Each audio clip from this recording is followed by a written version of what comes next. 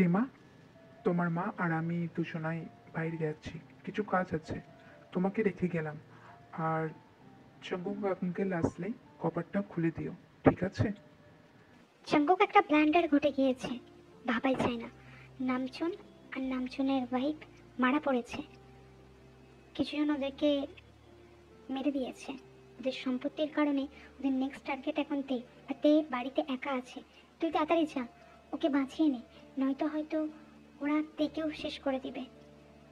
আর আমি দেখছি ডেড বডিগুলোকে সৎকারের ব্যবস্থা করব, কিন্তু তুই আগে তেকে বাঁচিয়ে নে, নয়তো আরও বড় ব্লান্ডার হয়ে যাবে। আর প্লিজ তেকে তুই তোর সাথেই নিয়ে আসবি, নয়তো ওরা যদি আবার ওর ওপর হামলা করে তখন বাচ্চা মেয়েটা কিছুই করতে পারবে না। অনলি 50 ইয়ার্স ওর বয়স, ও তো সব কিছু জানেও না, বোঝেও না, কিছু একটা হয়ে যেতে পারে। তাই বলছিলাম যে একটু দেখে নিয়ে আসবি ওকে, আর ভালো রাখবি। ওকে বলবি না, জানতে দিবি না যে এই ঘটনাগুলো ঘটেছে, ও নিতে পারবে না। আঙ্কেল তুমি চলে এসেছো? মাম্মি পাপা বলেছিল তুমি আসবে, তোমাকে দরজা খুলে দেওয়ার জন্য। কিন্তু মাম্মি পাপা কখন আসবে বলো তো? প্রায় 5-6 ঘন্টা হয়ে গেল, মাম্মি পাপা এখনো আসলো না।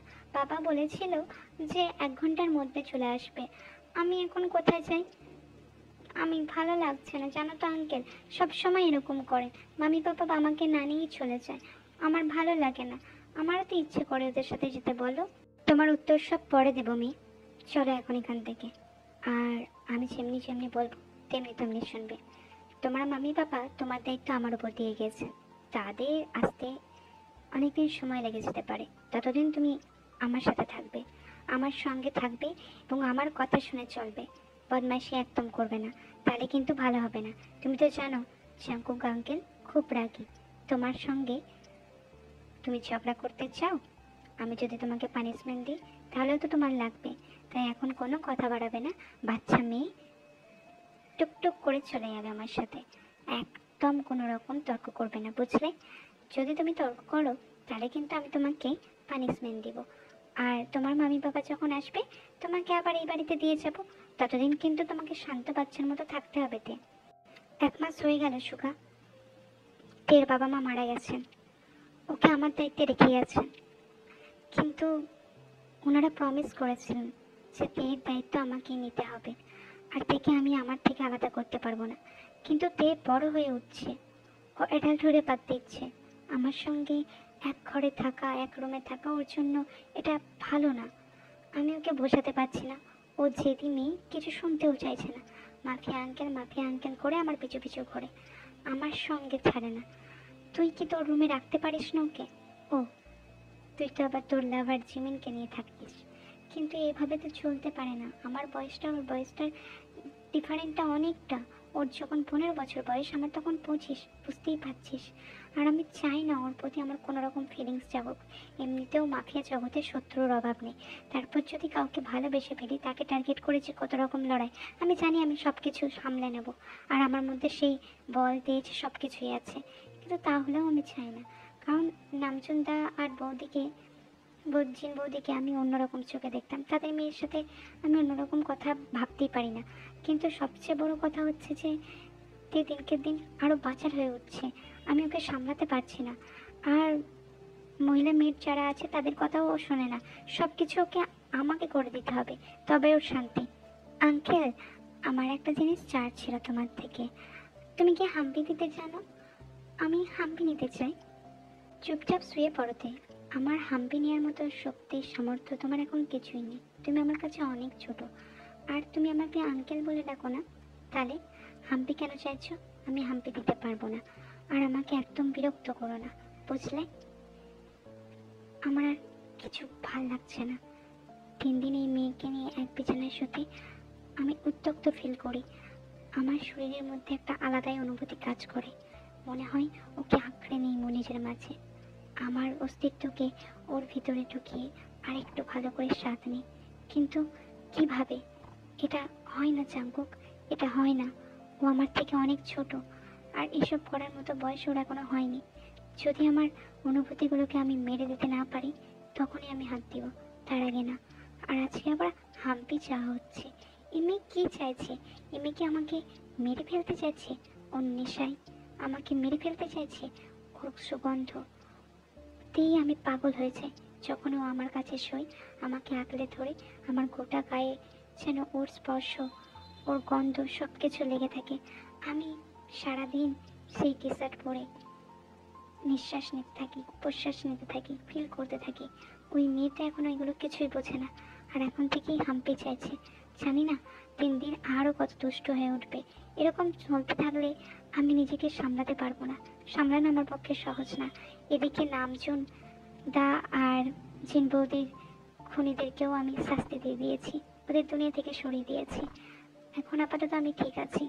অনেক কড়া গার্ডে আমার ম্যানসনকে আমি প্রোটেকশন দিয়েছি। এদিকে জিমিন আর সুগারও বিয়ে হয়ে গিয়েছে।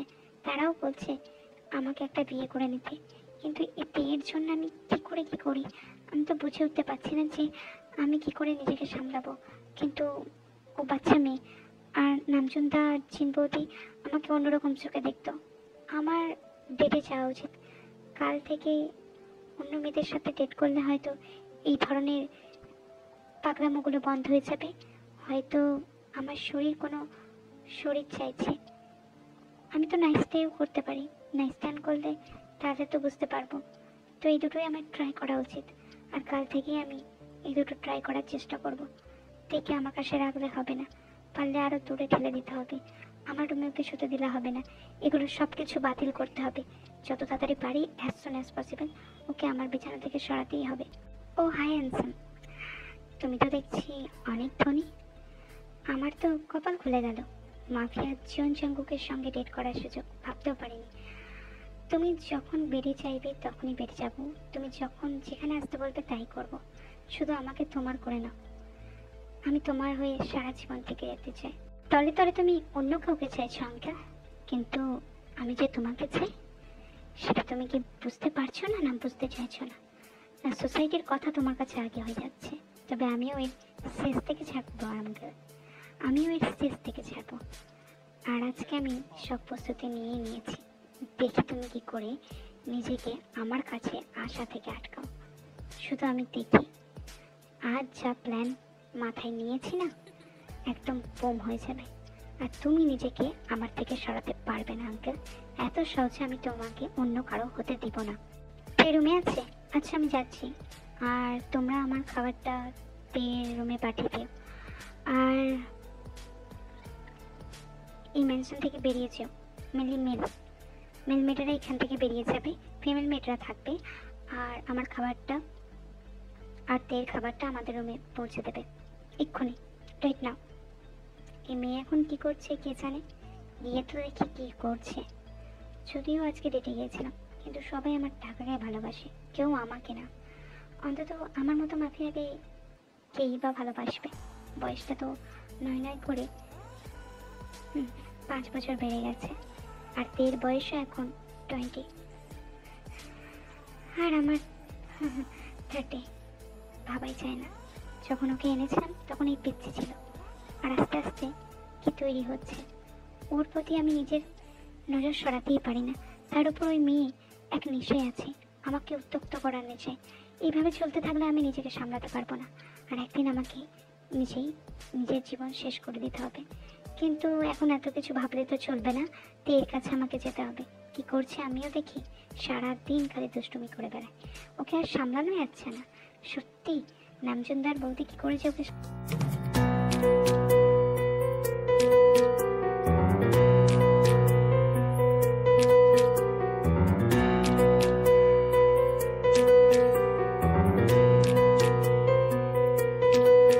নিশানায় লেগে গেছে। এখন আমিও দেখি মাফিয়া আঙ্কেল তুমি নিজেকে কি করে সামলাও। আমি তো তোমাকে আমার করেই ছাড়বো।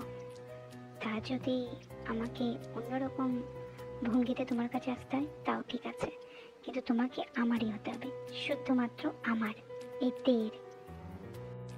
আমার যন্ত্রকে উত্তক্ত তুই করেছিস আর এর স্বাদও মেটাবো আমি। তোর ওই পর্দা ফাটিয়ে তবেই আমি দম নিব। কিন্তু এখন তুই ছোট আছিস, তাই এখন আমি সঠিক সিদ্ধান্তে উপস্থিত হতে পারছি না। সিওরিটি পাচ্ছি না যে তুই আমাকে পছন্দ করিস কিনা, নয়তো আমি তোকে কবেই নিজের করে নিতাম। আঙ্কেল আমার মনে হয় তোমার ওই ছোট্ট যন্ত্রটাই ভীষণ ব্যথা করছে। এসো না, আমি আদর করে দিচ্ছি। তুমি যেমন ভাবে চাইবে তেমন ভাবেই আদর করে দেবো। তোমার কি মনে হয় আমি এখনো সেই ছোটতে আছি? না আঙ্কেল, তোমার প্রতি আমার সেক্সুয়ালি মাইন্ডও কাজ করে। আমি তোমাকে ফিল করতে চাই। তুমি কেন বোঝো না? আমি অনেকবার তোমার কাছে এসেছি, তুমি সবসময় আমাকে ফিরিয়ে দিয়েছো। এইভাবে আর কতদিন আঙ্কেল? তোমার মনে কেউ কি আছে? তুমি আমি বলতে পারো। তুমি যদি না চাও আমি তোমাকে যেতে দিব, কিন্তু আমাকে এভাবে কষ্ট দিও না, আর নিজেকেও না। আমি চাই তোমার ওই ছোট্ট জিনিসটাকে নিজের মধ্যে পেতে, ভীষণভাবে পেতে, আর তাকে আদরও করতে। খুব বড় ভাবছো নিজেকে? হ্যাঁ, খুব বড় ভাবছো? তুমি অতটাও বড় হয়ে যাওনি। তোমার লজ্জা করে না? আঙ্কেলের মতো একটা মানুষকে তুমি এইসব প্রপোজাল দিচ্ছ? অন্য কারো প্রতি মন বুঝেছে নাকি? না, এইসব জিনিসই মন বুঝেছে। আরো দেখো ফোনে ওইসব। শোনো, তুমি আমার কে হও তুমিও খুব ভালো করে জানো। আঙ্কেল বলে ডাকো আমায়। আর সেই আঙ্কেলকে তুমি এইসব প্রপোজাল দিচ্ছ? আমি অলরেডি ডেট করতে লেগে গেছি, আর আমার ফিয়ান্সেকে বাড়িতে শীঘ্রই আনবো। আশা করি তোমার ভালো লাগবে। যত তাড়াতাড়ি তুমি তোমার আন্টিকেও মেনে নিতে পারবে তত তাড়াতাড়ি তো আমারই ভালো। আর তুমি এখন পিচ্ছি, তুমি আমার ছোট নয়, বড় জিনিসটাকে তোমার মধ্যে নিতে পারবে না, আদর করতে পারবে না। সে বয়স তোমার এখনো হয়নি, তাই ভুলে যাও। তাই যোগ্য মানুষের হাতে আমি নিজেকে তুলে দিব, তোমার হাতে না। তাহলে তুমি কে? শোনো, আমি আর তোমার আঙ্কেল একটু রুমে যাচ্ছি, আমাদেরকে ডিস্টার্ব করবে না। আমি অলরেডি জাঙ্কুকের তরলে ড্রাগস মিশিয়ে দিয়েছি। আজকে আমি যা হোক করে জাঙ্কুকে নিজের করে নিবই, আর তারপর এই সম্পত্তির মালিকানা আমি হয়ে যাব। এত বড় মাফিয়া, এত সম্পত্তি সব আমার হয়ে যাবে। ভাগ্য আমাকে এই দাঁড় কোঠায় আনবে আমি ভাবতেও পারিনি। এত সৌভাগ্য আমার কপালেও ছিল, সত্যি ভাবা যায় না। আমি তো সবসময় চাইতাম কোন এক বড় লোক ছেলেকে পটিয়ে পাটিয়ে বিয়ে করে তার সম্পত্তিতে গোটা জীবনকে অ্যারেস্ট করতে। আর আমার লাভারও আছে, জাঙ্কুকে মেরে তারপর তো আমাদের সম্পত্তি হয়ে যাবে। কিন্তু প্ল্যানটা কাজ করবে কি আদতেও? দেখা যাক। লিসা, তুমি এখানে থাকুন, আমি একটু ওয়াশরুম থেকে আসছি। জানি না কি হচ্ছে আমার ভেতরে এত উষ্ণতা। লিসা কি তবে আমার ড্রিঙ্কসে ড্রাগস মিশিয়ে দিয়েছে? ওই মেয়েটা আমাকে পাওয়ার জন্য এতটা নিচে নামতেই পারে, কারণ ওই দিনকার কথাই আমি বুঝে গেছিলাম আমাকে তে রুমে যেতে হবে। আমি এখানে থাকতে পারবো না, নয়তো আমি বুঝতে পেরে গেছি তুমি কি চাও। আর সামহাও তুমিও তো তের মা বাবার খুনের কাণ্ডে যুক্ত ছিলে, তাদেরই মেয়ে তুমি। তোমাকে এই জন্যই তো আমার প্ল্যানে এনেছিলাম। আর আজকে তোমার মৃত্যু হয়ে যাবে, চিন্তা নেই। যে ড্রিঙ্ক তুমি খাবে সেই ড্রিঙ্কেও আমি অলরেডি মিশিয়ে দিয়েছি। কিন্তু এখন আমি কি করবো? তের রুমে গিয়ে না, আমাকে শান্ত হতেই হবে। ওর রুমে গিয়ে আমাকে নিজেকে শান্ত করতে হবে। আমি সামহাও বিলিভ করি আর না করি, হয়তো সোসাইটির কাছে আমার কাছে এরকম মনে হয়, কিন্তু সামহাও আমিও জানি দেখে আমি কি ভীষণভাবে চাই। আর আজকে আমি অন্য কোথাও যেতে পারবো না, আমাকে তের কাছেই যেতে হবে। তের কাছে শুধুমাত্র তেই আমাকে ঠিক করতে পারবে, ও আমাকে ঠিক করে তুলতে পারবে। আপনার ফিয়ান্সে বলেছিল আপনাদের যেন ডিস্টার্ব না করি, তাহলে আপনি আমাকে ডিস্টার্ব করতে কেন এসেছেন এই রুমে? আঙ্কেল হন আপনি, আর আমার কাছে খবরদার আসবেন না। অন্য নারীকে চেয়েছেন তো আমার কাছে কেন এসেছেন? আপনার যদি অন্য নারীকে বিয়ে করার শখ, তাহলে আমার কাছে আসবেন না, একদম না। আমি আপনাকে নিজের করে পেতে চেয়েছিলাম, কিন্তু এভাবে না। এখন আপনি প্রবলেমে পড়ে আমার রুমে এসেছেন, তাই না? আমি পারছি না এই যন্ত্রণা সহ্য করতে। প্লিজ কাছে এসো আমার। তুমি আমায় আদর দিবে বলেছিলে না? কাছে এসো, এরকম করে না। আমি বলছি আমি তোমাকে বিয়ে করব, আমি তোমাকে ভালোবাসি। প্লিজ কাছে এসো লক্ষ্মী আমার, প্লিজ। আমি তো লিসাকে ফেলে চলে এসেছি তোমার কাছে। ও আমার ড্রিঙ্কে ড্রাগ মিশিয়ে দিয়েছিল, আমি কিছুতে কন্ট্রোল করতে পারছি না নিজেকে। তুমি যদি আমাকে হেল্প না করো তাহলে কি হেল্প করবে বলো তো? I can't do this anymore. Jungkook নিজের হাত দিয়ে নিজের লোয়ার পোর্শনে বারবার প্রেস করছিল এবং তের নাম নিয়ে চিৎকার করছিল। তে নিজেকে কন্ট্রোল করতে চেয়েছিল, কারণ তে চেয়েছিল আর জাঙ্কুকের ডাকে সাড়া দেবে না, কিন্তু জাঙ্কুক ব্যথায় আর তোমাদের চিৎকার করছিল, তে তে আমি মরে যাবো, তে আমাকে বাঁচিয়ে নাও, তে তে তোমাকে প্রয়োজন, তে তুমি ছাড়া আমি তে তে তে। Just in between us, how much will it give? How much Thanks a lot, baby girl. I never feel like this much, please. Literally. Ah, ah, ah. You only me. You for me only. You belongs to me only, babe. আমি আজকের পর থেকে তোকে কোনোদিনও আমার থেকে আলাদা করতে দিব না। আমি শীঘ্রই তোকে বিয়ে করব। সোনা, তুই শুধুমাত্র আমার উপর ভরসা রাখ, বুঝলি? আমাকে ছেড়ে যাবেন না প্লিজ। আমি আপনাকে ভীষণ ভালোবাসি। আমি কোনোদিনও আপনাকে আঙ্কেলের চোখে দেখিনি। আর আঙ্কেল প্লিজ একটু আস্তে করো। আমি জানি তুমি আমার জন্য হাংরি। সারা জীবন তো পড়ে রয়েছে। আমি তোমাকে এইভাবেই প্লিজ করবো, চিন্তা করো না। কিন্তু আজকে আমার first time. You need to be gentle, uncle. I literally cannot take it anymore.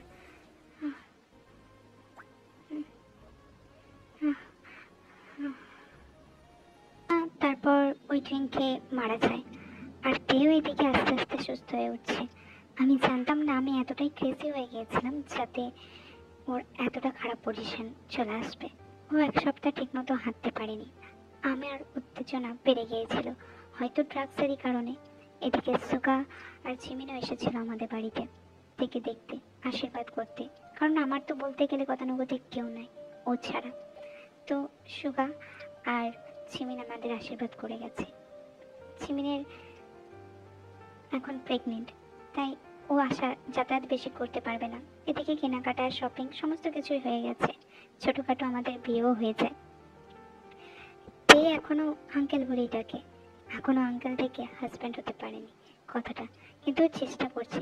সর্বোপরি আমি এখন অনেক খুশি। সোসাইটির আদাতে বাঁচতে গেলে নিজের মতো করে বাঁচা হয় না, যেটা আমি বুঝেছি। আর আমি এখন হ্যাপি, খুব হ্যাপি। কেমন তাকাচ্ছে দেখো। আমাকে সিরিয়াস করার ধান্দায় আছে বেটা। তারপর আমার মধ্যে নিজের যন্ত্রকে ঢোকাবে, এবং সেই যন্ত্র ঢোকার পর এক সপ্তাহ আমি হাঁটতেই পারবো না। না না, এখন না, পরে হবে। এমনিতেও আমার এখন পিরিয়ড চলছে। আর দেখো, তাও ওই নির্লজ্জের মতো কেমন তাকাচ্ছে। আরে ভয় পাওয়ার কিছু নেই, আমি আজ কিচ্ছু করবো না। আমি জানি তো তোর এখন মাসিক চলছে। আয় কাছে আয়, দুজনে একসাথে শুই। আর চিন্তা নেই রে বাবা, এত জোরে আদর দিব না কোনোদিনও। আমার শিক্ষা হয়ে গিয়েছে। আর আমার উপর রাগ করে থাকিস না। আয় কাছে আয়।